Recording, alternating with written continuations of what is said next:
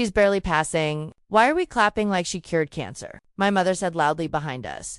Parents turned to stare. My daughter froze on stage, eyes filling with tears. Then the principal stepped toward the microphone and said, My name is Sarah Harper, and I'm 34 years old. I'm a single mother. I work as a school librarian, and every morning I pack Emma's lunch, walk her to the bus stop, and remind her she can do hard things. I've been doing that alone for 5 years, ever since the divorce. Emma is 9 now. She has always struggled in school. Reading didn't come easy for her. Math felt like a wall she kept running into, but she never once stopped trying. And that meant everything to me.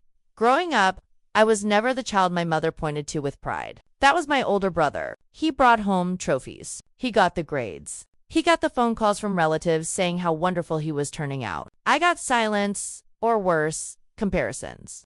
My mother believed that a child's value lived inside a report card. If your grades were high, you mattered. If they weren't, you needed to do better. It was that simple to her.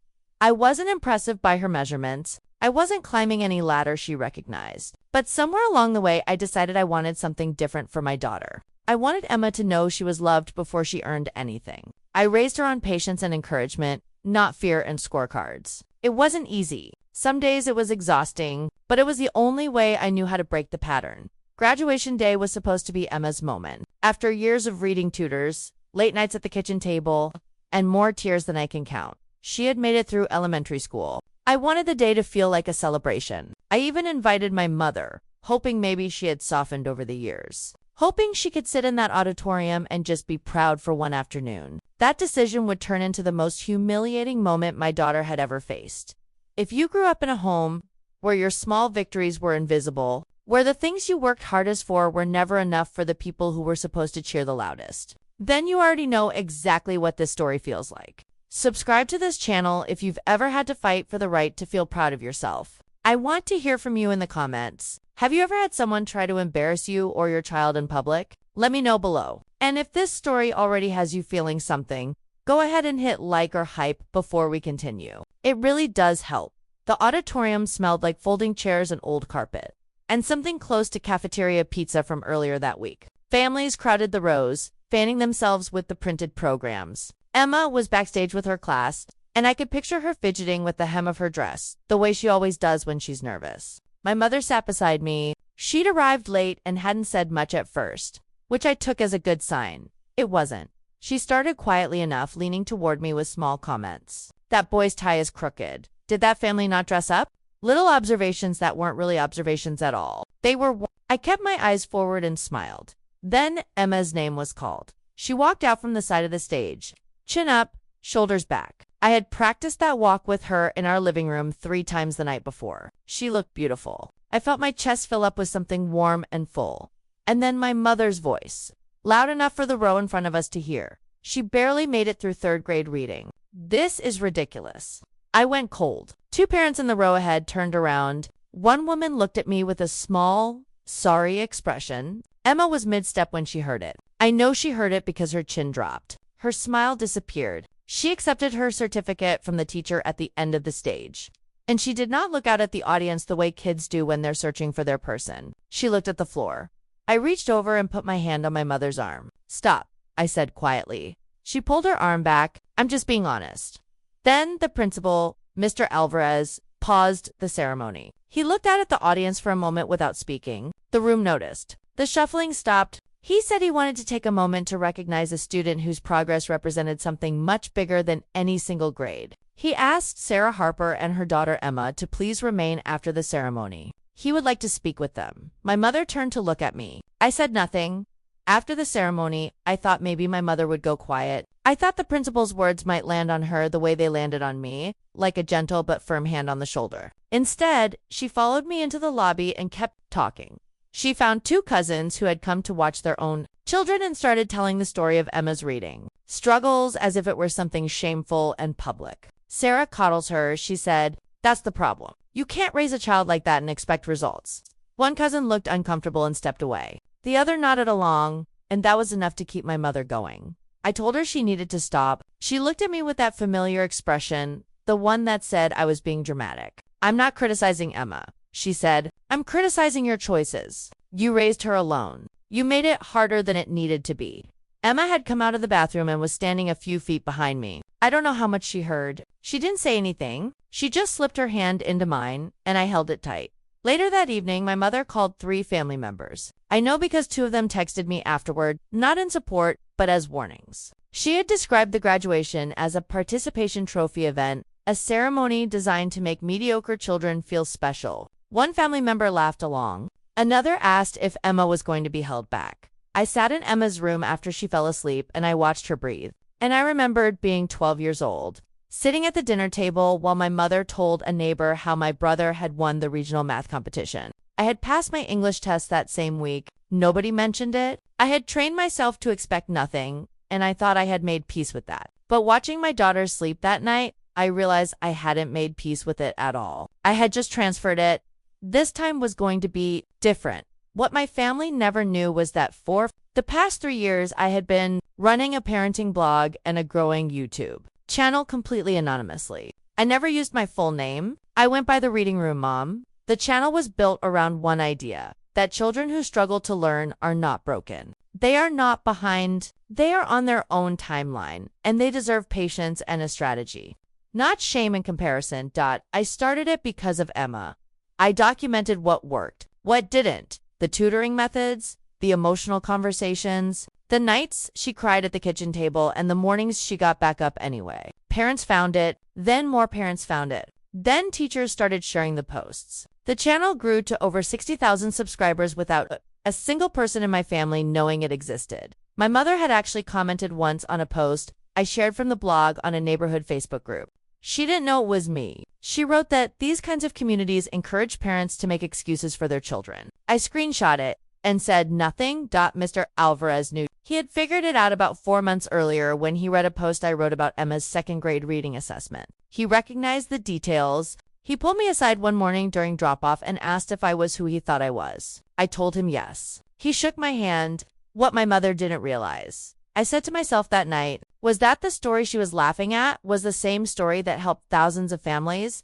The next morning, Mr. Alvarez called me. He was direct and warm in the way that made him a good principal. He told me he had been deeply troubled by what happened at the ceremony. He had heard the comment from the stage. He had watched Emma's face change. He said he wanted to do something about it, and he had an idea. The school was holding a parent community meeting in 2 weeks. It was a regular event, a chance to discuss student programs and resources for the coming year. Mr. Alvarez wanted to use part of the meeting to talk about students who succeed despite learning challenges. He wanted to introduce the community to a local parenting resource that several teachers had been using quietly for over a year, and he wanted to reveal who was behind it. He asked for my permission. I told him I needed to think about it. I wasn't afraid for myself. I was afraid for Emma. She was 9. She hadn't asked to be a story. I went home and made dinner. And while we were eating, I told Emma what Mr. Alvarez had suggested. I told her she didn't have to agree. She listened carefully the way she does when something matters to her. She was quiet for a minute. Then she looked up and said, maybe other kids feel like I do. I put down my fork. I looked at my daughter, 9 years old, sitting at our small kitchen table with pasta sauce on her sleeve. And she had just said the most generous thing I had ever heard. Okay, I said, we'll do it. My mother called 2 days before the meeting. She had heard through a cousin that there was a school event and assumed I would be there. She said she wanted to come, that she wanted to support Emma. I didn't tell her what the meeting was actually for. I said she was welcome. The community meeting was held in the same auditorium where the graduation had taken place 2 weeks earlier. The folding chairs were arranged in rows again, but this time the room felt warmer, less formal. Parents came in with coffee cups. Teachers greeted families at the door. Emma sat beside me in the front row, her hand on my knee. My mother found a seat 3 rows back. She nodded at me when I turned around. I nodded back. Mr. Alvarez opened the meeting with program updates and a few thank yous to parent volunteers. He spoke clearly and without rushing. Then his tone shifted. He said he wanted to take a few minutes to talk about something that sat with him after the graduation ceremony. He said every child in that school deserved to walk across the stage and feel the full weight of what they had earned. He began talking about a parenting resource that had changed how his staff approached struggling readers. He described the content as practical and honest and rooted in real experience. Several teachers had shared it with each other informally at first. Then it became part of their preparation. One teacher had used a specific post to redesign how she ran reading groups for half her class. The room was quiet. Mr. Alvarez said, "The person behind that work is actually one of our own parents." He paused. Sarah Harper. I stood up. The room applauded before I even reached the stage. A warm, genuine sound. I felt it in my chest. I turned around once to look at my mother. She was sitting very still. I spoke about Emma. I told the room about the second grade assessment where Emma scored 2 years behind. I told them about the Tuesday nights when we read the same 3 pages over and over until something clicked. I told them about the morning she read a full chapter book paragraph to me from the back seat of the car, unprompted, while I was stopped at a red light, and how I had to grip the steering wheel to keep from crying. I said the blog started because I never wanted another child to feel that their effort was invisible. I said, plainly and without looking at anyone in particular, some people think success only counts when it's perfect. But real success is when a child refuses to give up. A teacher near the back stood up. She said Sarah's work had helped her classroom. Another parent raised her hand and said her son had gone from hating reading to requesting books from the school library.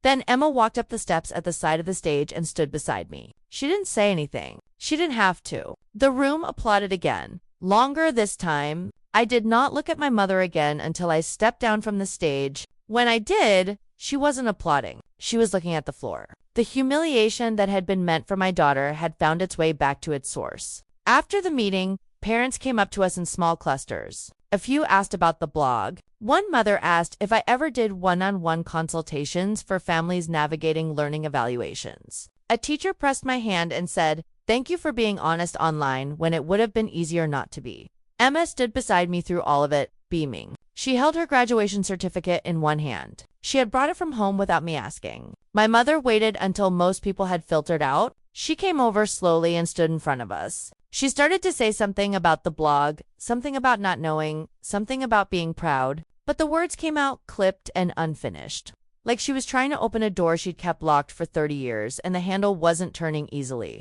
I let her finish. Then I told her calmly that Emma deserved encouragement, not performance reviews, not comparisons, not commentary delivered loud enough for strangers to hear.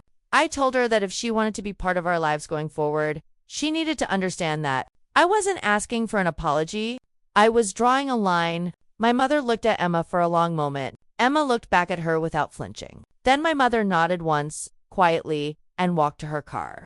On the drive home, Emma held her certificate in her lap. She watched the streetlights pass outside the window. After a few blocks, she said, "Were you nervous up there?" "A little," I told her. "You didn't look it," she said. I smiled. "That's because I was thinking about you." She went back to watching the lights. I have spent a long time trying to understand my mother, trying to find the version of her childhood that explains why a grade on a piece of paper meant more to her than the look on a child's face. I don't have that answer, but I know what I've chosen differently. I know what I've built in spite of it. My mother thought grades defined success, but that day, my daughter learned something far more important. Her worth was never up for debate. If someone ever embarrassed you or your child in public, you know how painful that moment can feel. You know the way time slows down and you hear everything and wish you didn't? Share your story in the comments. This community listens, and your words might be exactly what another parent or child needs to read today. Subscribe if you believe every child deserves encouragement instead of humiliation. And if this story spoke to you, click hype to help it reach the people who need it most. Your story has power. If you felt a connection to mine, please subscribe and share your journey in the comments. Every hype you give this video helps empower someone else who might be going through the same thing. Thank you for listening and being part of this community. I truly appreciate every single one of you.